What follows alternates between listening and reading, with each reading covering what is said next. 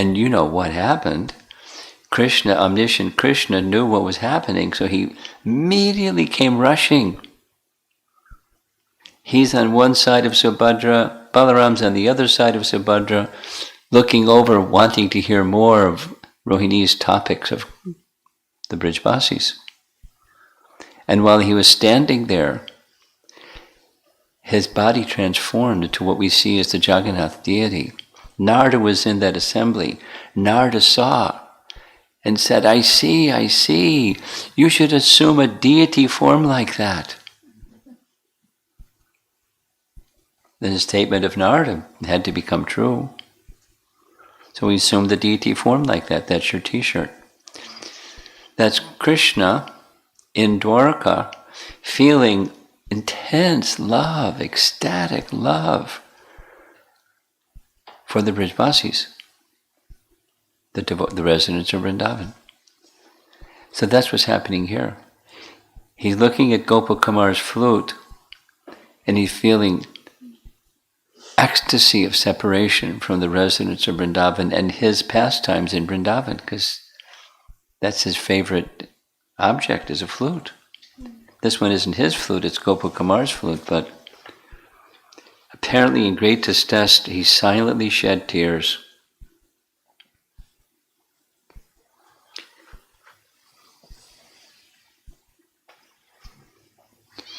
The next moment he asked, is all well with you? Is your health good? I hope the place you came from is free from any misfortune. While speaking this way, he again began to feel disturbed, and Uddhava had to calm him. With a gesture, Uddhava indicated to the Lord those present before them in the assembly, Vasudeva and other Yadavas, and many kings and demigods and sages. The Lord opened his lotus eyes and glanced at the people in front of him. With difficulty, he somewhat calmed himself.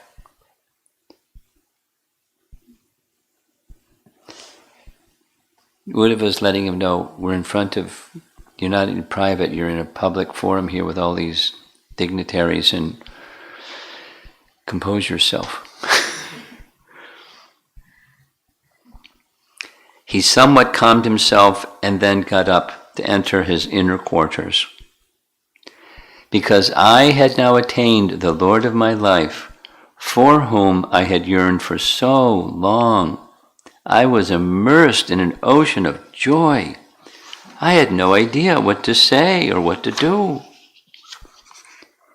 As the chiefs of the Yadus began leaving, the Lord honored them with items such as pan and sandalwood paste. Holding my joined palms in his right hand, he took me with him as he entered the inner palace with Balaram and Uddhava.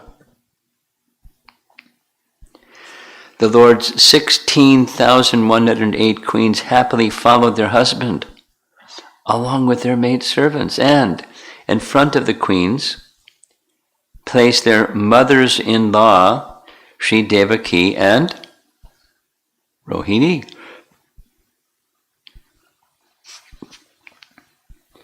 Among the queens were the goddesses Rukmini, Satyabhama, and Jambavati, and Kalindi, and Mitravinda, and Satya, Bhadra, and Lakshmana.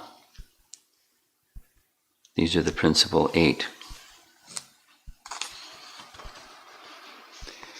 The Lord's other queens followed, headed by Rohini, all of them fit in every way to be his consorts and all honored by groups of suitably qualified maidservants. His 2 mothers and all these queens surrounding him shyly, the Lord entered his palace, followed also, because he was in the assembly hall, Sudharma assembly hall. The Lord entered his palace, followed also by several groups of young sons, who added to the splendor of that procession Within his palace, he concealed the emotions he was feeling, and with apparent pleasure, he sat down on the best of thrones. Can you think of names of some of his prominent sons? Pradyumna? Aniruddha? Good. Samba? Grandson? But I saw the Lord appearing before me as if adorned by the company of Sri Yashoda and all the beautiful young gopis and many young cowherd boys, seeing the object of my meditation holding my flute in his hand. I again fainted, overwhelmed by delight.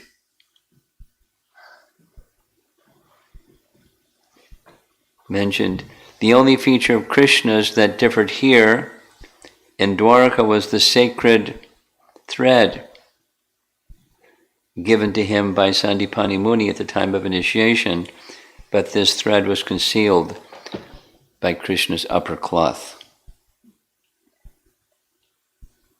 Then Nandana himself, his mind moved by abundant compassion, quickly got up, and by the powerful touch of his lotus hand, he brought me back to consciousness and carefully cleaned the limbs of my body. It was now lunchtime, but the Lord didn't feel like eating. Only at the insistence of his mothers did he perform his noontime duties. That darling son of Devaki fed me something with his own hand, and only then took something himself for my satisfaction. The Lord sat his elder brother down within a circle of boys and fed them, just as he had before in his childhood pastimes.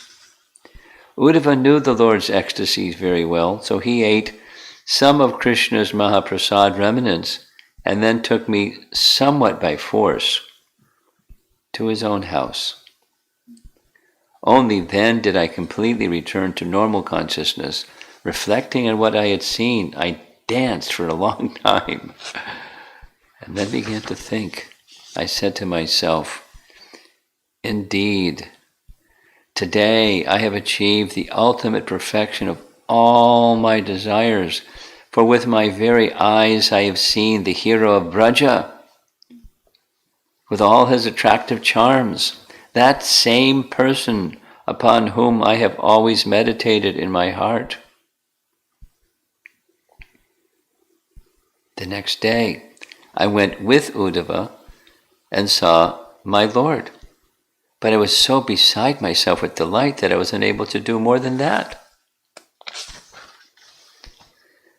While residing there in Dwaraka, I constantly, abundantly received Lord Krishna's wonderful mercy.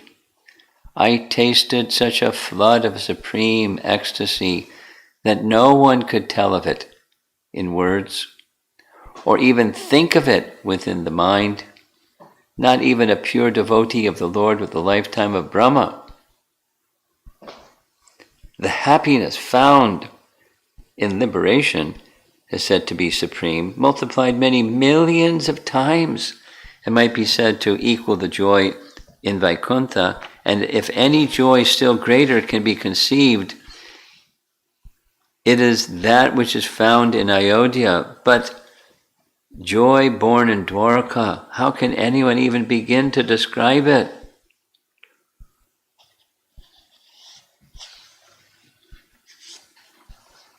Indeed, no faculty of mind or speech can grasp the joy a resident of Dwaraka feels from having gained the only Lord of his life after a long time yearning to see him. Only those whose minds are fit can know that joy. After I had lived for some time there in Dwaraka, some of the best of the divine Yadavas said something to me. Their hearts melted with eagerness to see everyone in the world happy within and without. The divine Yadavas said, "Dear friend, you have come to this place, which is more full in supreme splendor than even Vaikuntha, and you are now our companion. We think that it is hardly fitting that you continue to dress like a miserable forest dweller. This troubles our minds. So please, take on our type of dress and looks, which are naturally available to anyone who lives here. Get with the fashion." Sri Gopa Kumar said, "Even though these Yadavas insisted, I stayed like a poor, simple devotee because in their dress I would not have been able to taste the special mood that appealed to my mind and to Lord Achyuta's.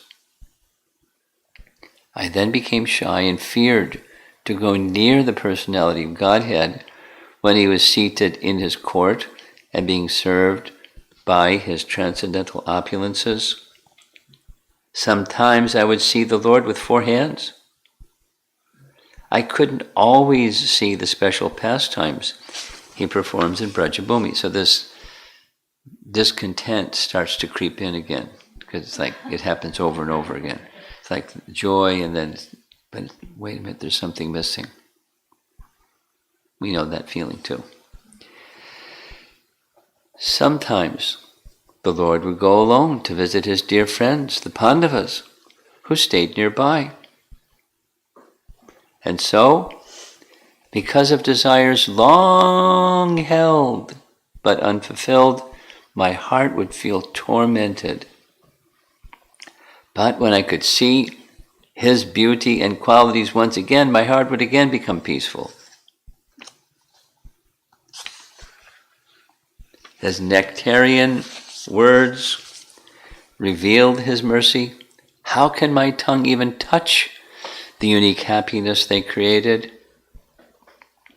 During the several days I spent this way in the house of Uddhava, if there were any unhappiness, I would conceal it by feigning happiness.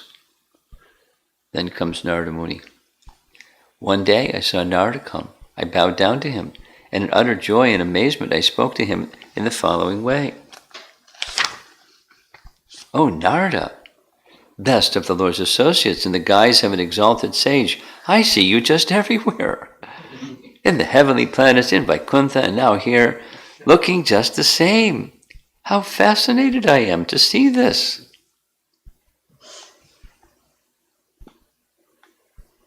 And in Vaikuntha, Narada spoke the following. He explained this. Now he's going to explain it again. Here's the previous chapter, Vaikuntha chapter. Although Krishna, his associates, and his abode are seen in various forms, in different places, and in dreams, and other special states of consciousness, they are with perfect consistency one, although many, and they are always real. So he's going to explain it again in more precise detail. That is, the Lord manifests different forms, and those forms are one and the same with him. Similarly, the devotees, exalted, pure, perfected devotees, may exhibit different forms of themselves. We discussed this. But it's not, they're not different from the original from which the expansion has come. So Narada is in multiple places. And Uddhava is in multiple places. Sri Narada said, "My dear young cowherd, surely you have always been a curious boy. And so you are even now. Haven't I explained this to you before? Just as the one personality of Godhead, Sri Krishna, exists in many forms and many places, so also we, his servants. So it is with all of us, Sri Garuda and other attendants, like Shriman Hanuman, and our friend Uddhava, and others too, like these Yadavas.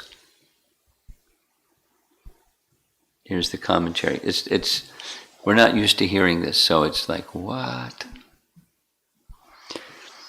Devotees like Garuda and Shesha are associates of the Lord of Vaikuntha, whereas Hanuman, Jambavan, and other servants are servants of Lord Ramachandra. Hanuman sings the glories of Lord Ram in Kim Purusha Loka of Bhu Loka region and simultaneously in the Ayodhya of Vaikuntha.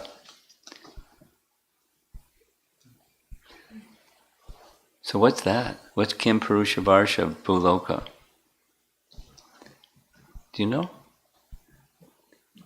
Part of Bhumandala. Yes. Description in the 5th canto is the universe has 14 planetary systems, and of the upper 7, Bhu Mandala is number 1, and then the topmost is Brahmaloka. And so Bhuloka, Bhuvarloka, Svargaloka, Maharloka, Janaloka, Tapaloka, and Brahmaloka. That's the 7. So in this Bhu Mandala region where we are, it describes its flat topography, and it's made of 7 islands and 7 oceans. But they're very unusual islands. They're circular with a ring of ocean surrounding, and then a ring of islands surrounding that, and then a ring of ocean surrounding that, and a ring of islands. So 7 of those rings. And the central ring is called, or central island? Jambudweep. Jambudweep. Jambudweep. And the Jambudweep has 9 varshas, or tracts of land. And Bharat Varsha is one of those 9. And the tracts of land are separated by humongous mountain ranges.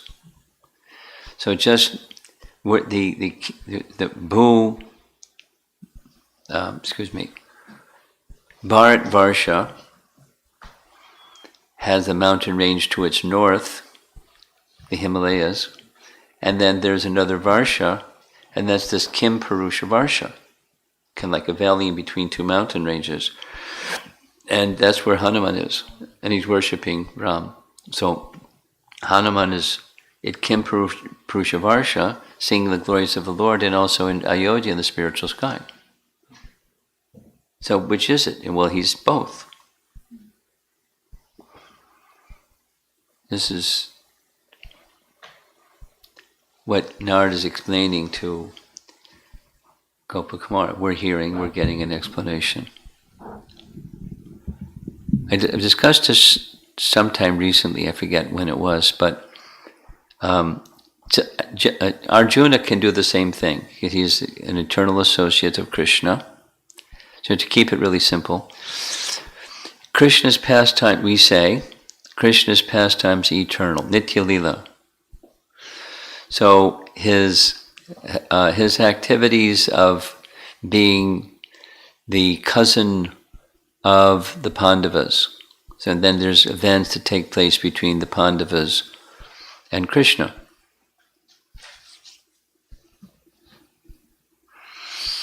And wherever Krishna is, Arjuna is. So when one pastime completes here, it's beginning over there, and it's beginning over there, and it's beginning over there, like the rising of the sun. The sun is always rising somewhere. Like that. The sun is always rising somewhere. So Krishna's pastimes are always going on somewhere. So since Krishna's pastimes are going on somewhere, and Arjuna, his eternal associate, Arjuna must be with him where Krishna is. There must be, there's a lot of Arjunas. And the answer is yes. There's multiple expansions of Arjunas. We discussed this. So He's amazed. Gopa Kumar is amazed. Arjuna, Narad, I see you everywhere. You're here and you're there and you're there and you're there and you.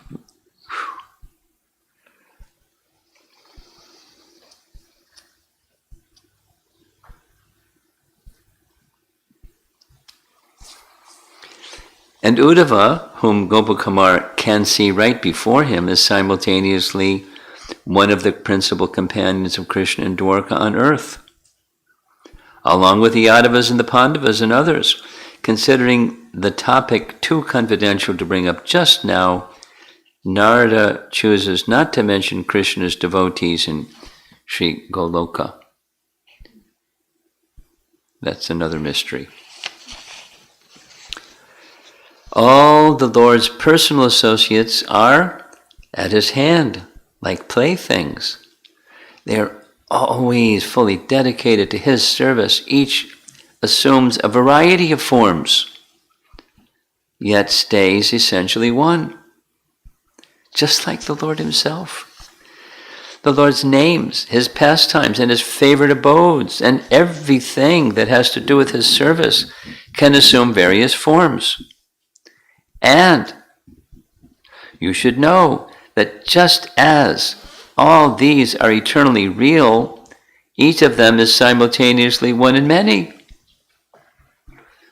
What amazes me is that you still appear like this, playfully showing your same characteristic as before.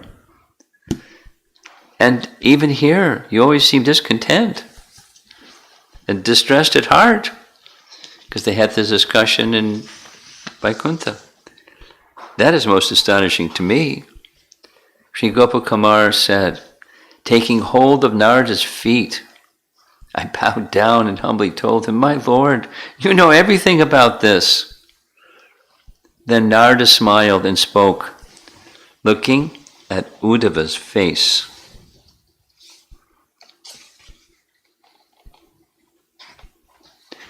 Sri Narada said, just see, Uddhava, this cowherd's son, born at Govardhan, is seeking something unachievable for persons like you and me. Greatly agitated, he wanders here and there, never anywhere transcending the painful distress that is fixed in his heart.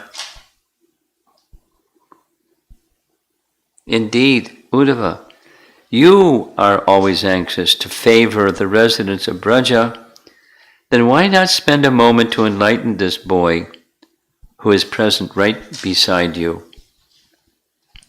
The abode of Goloka is very far away, and the happiness relished there is inaccessible to us. And even the means to achieve that abode is so rarely obtained that we can only pray for it. Srimad Uddhava said, he was born in Brajabhumi, and there he was engaged as a cowherd, and he is firmly established in the worship of Lord Gopal. He is surely a much greater soul than you and I. Narada was delighted to hear this. He embraced Uddhava and enthusiastically told him, please hurry and instruct him so that he may fulfill his desires.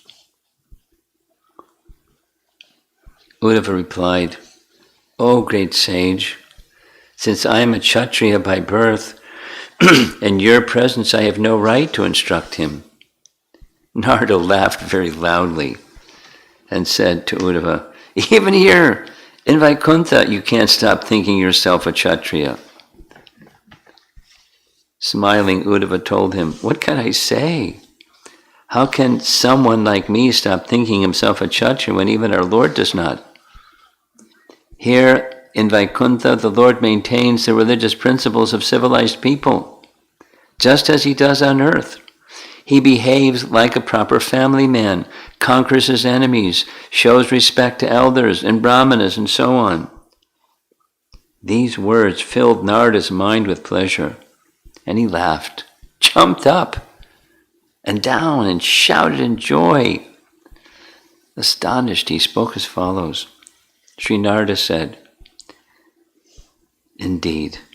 Just see the amazing charm and glory of the personality of Godhead's pastimes, and see in those pastimes how seriously committed his devotees are to serving him and him alone.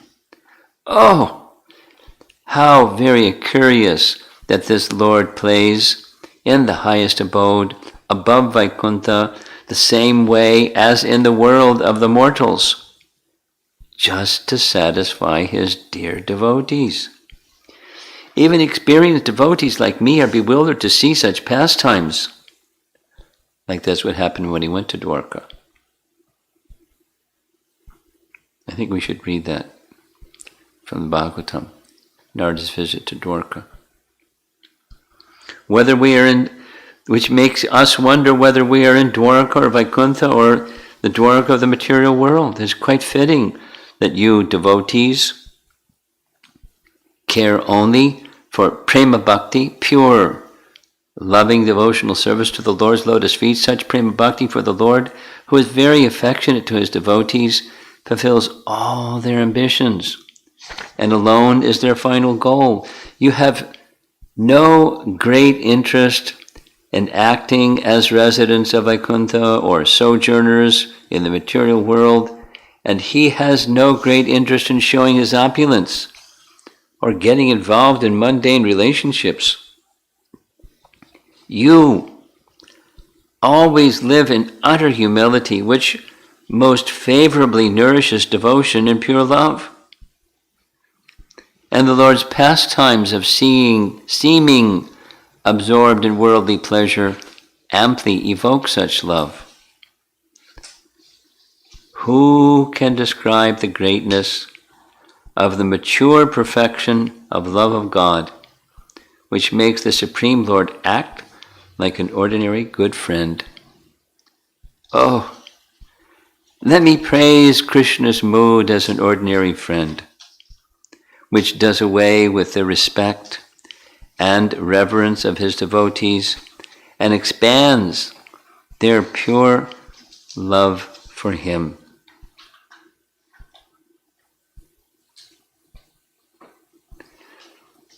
Gopa Kumar is reciting this to a Brahmana in Braja to explain through his experience what the Brahmana wants to understand.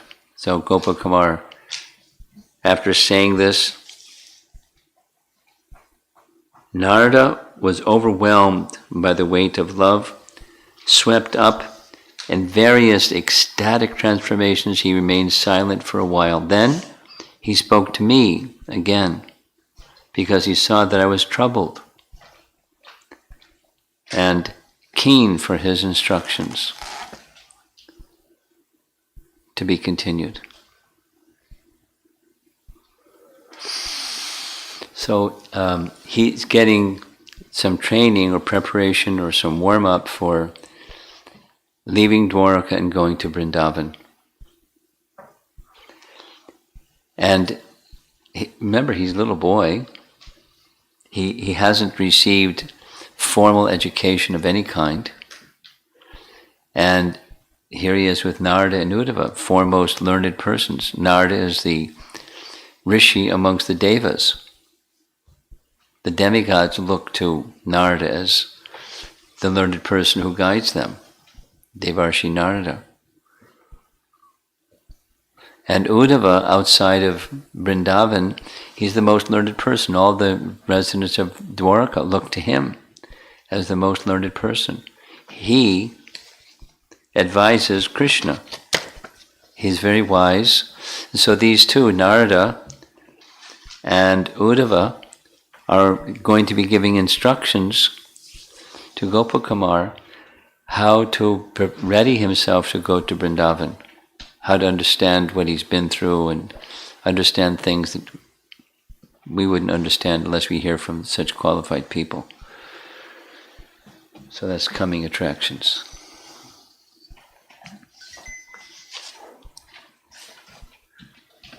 Compliments of Sanatana Goswami.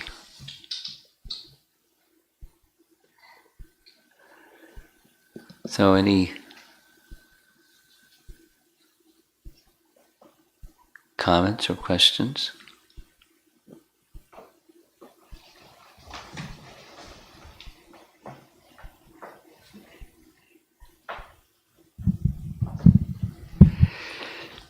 Hare Krishna, Guru Maharaj. It is so amazing, how much detailed description it is given. I miss the whole purpose of reading about spiritual world is to increase the attraction. Yes, right? It's like an advertisement. Exactly. But then hearing the lectures, and hearing the description, I still don't get that attraction. I still don't like, wow, I really want to go there. You're like, that's understandable. And the reason why is we're covered. We're attracted to another category of things than this category of things.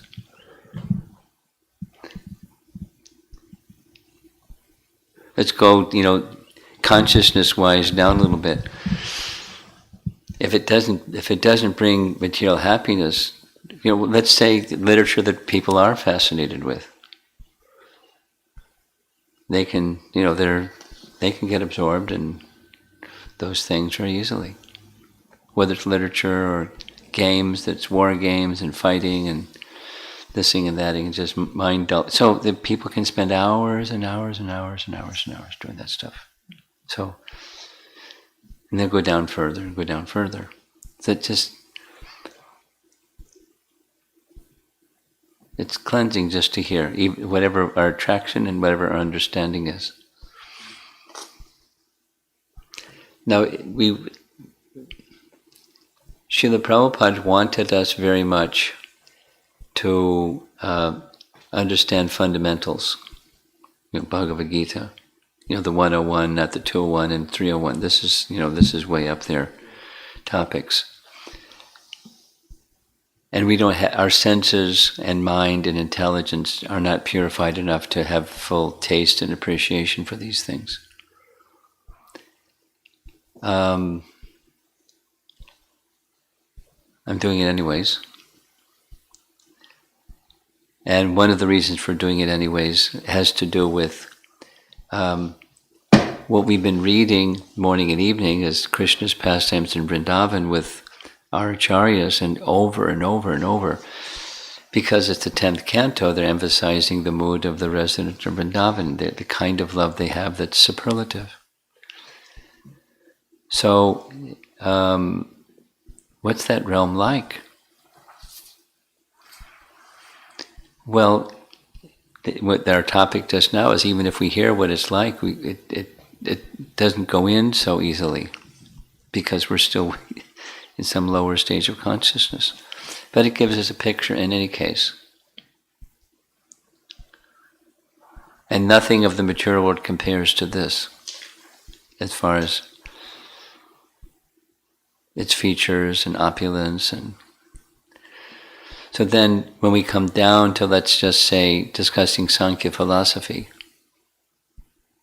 or the structure of the universe, or time, or karma, or the modes of nature that are kind of like within our grasp, it doesn't have the sweetness of this spiritual realm, but it helps us get a proper orientation towards the goal. So they go together, is what I'm saying.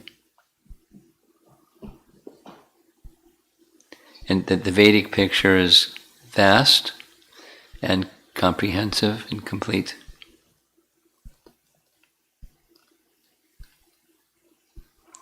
The goal is personal, not impersonal. That much is clear, right? I'm looking at your son. Okay. Something else? Just,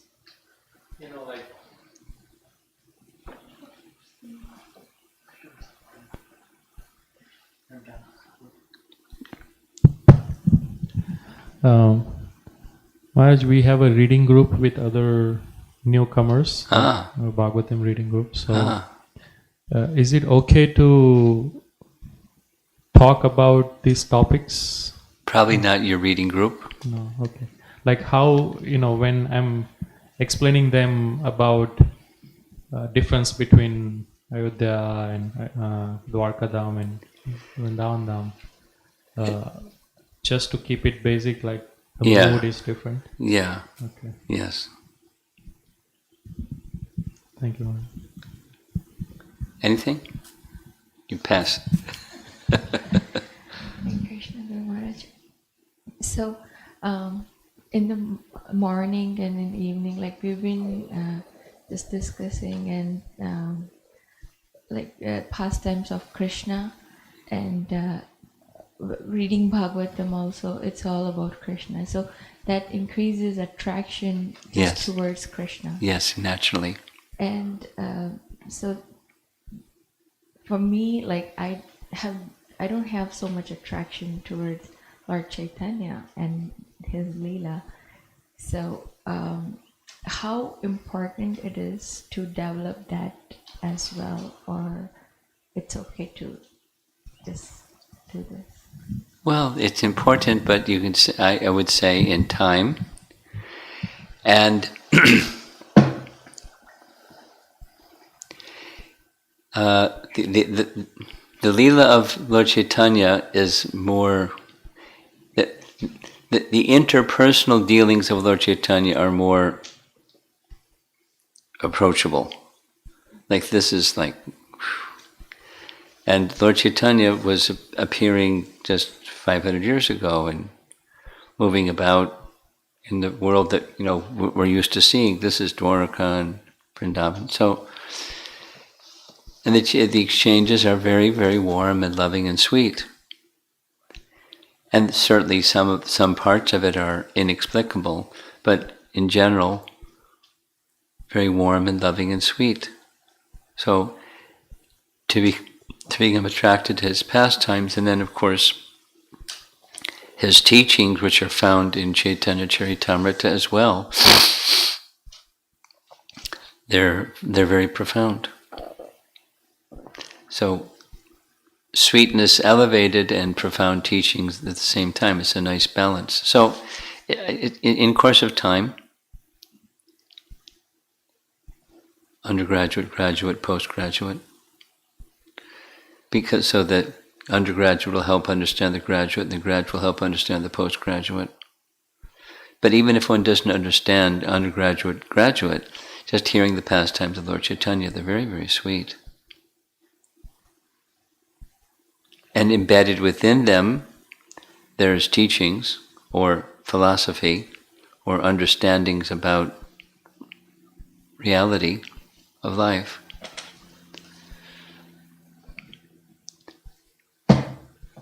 So even if just hear the pastimes. And that makes, when you are familiar with Bhagavad Gita and some portions of Bhagavatam, and then you read Chaitanya Charitamrita, it's like, wow. I got prepared to understand the postgraduate. It may not be explicitly expressed, but the background gives you that understanding. That is the understanding of transcendence. So your question is, how important is it? And my answer is, in time.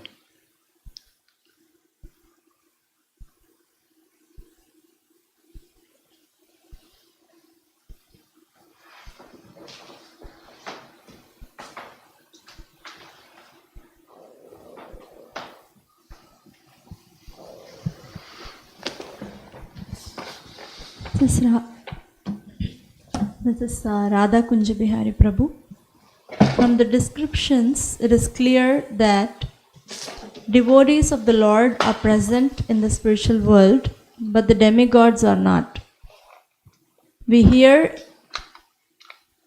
that during King Yudhishthira's reign, he enters the heavenly planets with his material body. I heard from you today that Pandavas reside nearby Dwaraka in the spiritual world. Mm-hmm. From this, do I understand that Yudhishthir is present in his material body over there? How is that possible?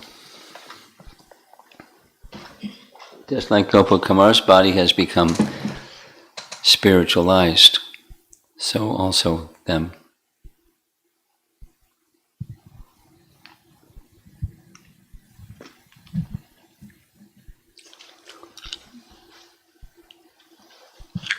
This is Neena Chakrabarti Mataji.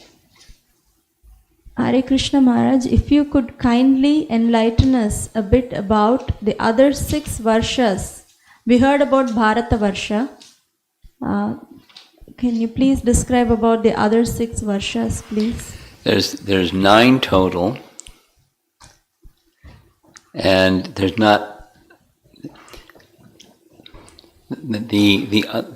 so Bharat Varsha, Kim Purusha Varsha, and Hari Varsha. That's in the southern.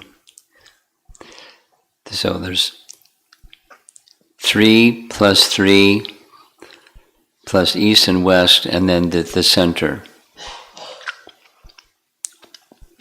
Lokavarsha. Ilavriti Varsha. What's the central island?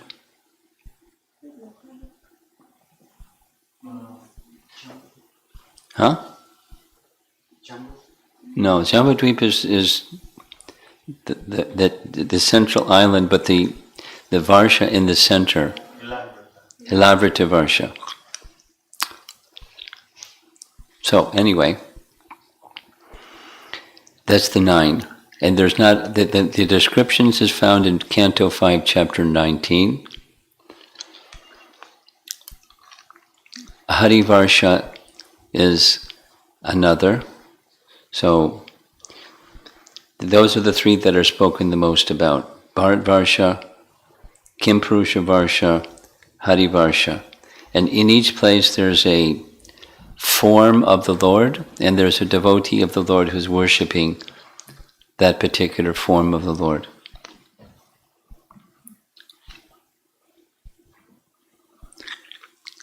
Canto 5, Chapter 19.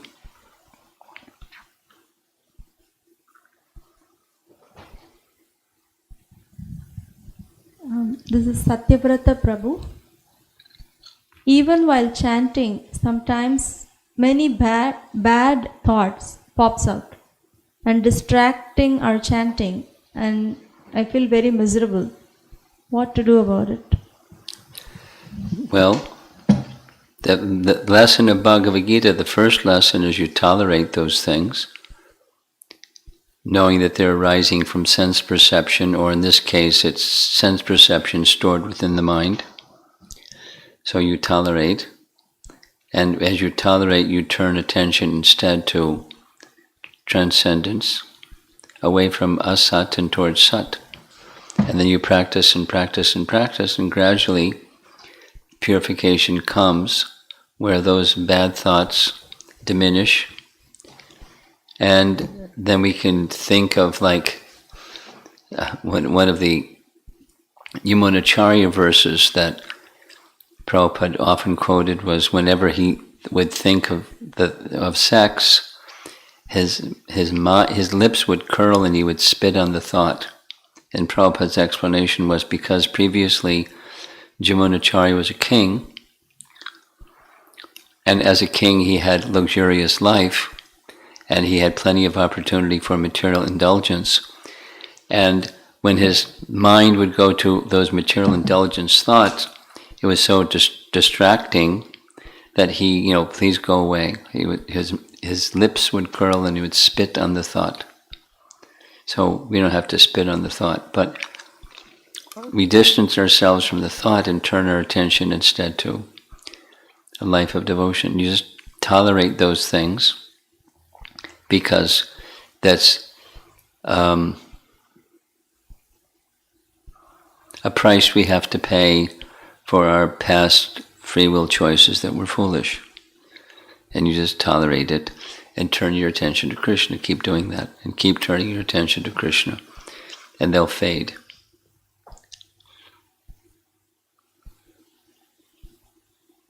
That's it.